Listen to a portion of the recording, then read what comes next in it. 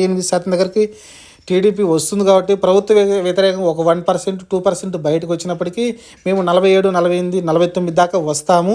అప్పుడు ఆటోమేటిక్గా వైసీపీ 45కి దగ్గరికి వెళ్ళిపోతుంది. 46, 40, 45, 44 దగ్గరకు పోతుంది కాబట్టి ఖచ్చితంగా మేము గెలిచే అవకాశం ఉంటుంది. మా కూటమి గెలిచే అవకాశం అయితే ఉంటుందని టీడీపీ భావించి షర్మిలని ఒక పావుగా వాడి అలానే షర్మిలని ఒక రకంగా తన వల్ల వేసుకొని తన మాయతోటైతే కాంగ్రెస్లో జాయిన్ చేసినట్టయితే కనిపిస్తుంది. అందులోనూ ముఖ్య కారణం రేవంత్ రెడ్డి అయి ఉండొచ్చు. ఎందుకంటే చంద్రబాబు నాయుడు శిష్యుడిగా అతను ఏమైనా సహకారం అందించి షర్మిలని ఖచ్చితంగా ఆంధ్రప్రదేశ్ పంపించండి, మీకు కనీసం ఓట్లు వస్తాయి, ప్రస్తుతం 0 ఉంది కాబట్టి అది కనీసం మీకు 2-3%, 4-5% ఓట్లు వస్తాయని ఖచ్చితంగా ప్రెజర్ చేసి షర్మిలని అయితే ఆంధ్రప్రదేశ్కి పంపించినట్టయితే కనిపిస్తుంది.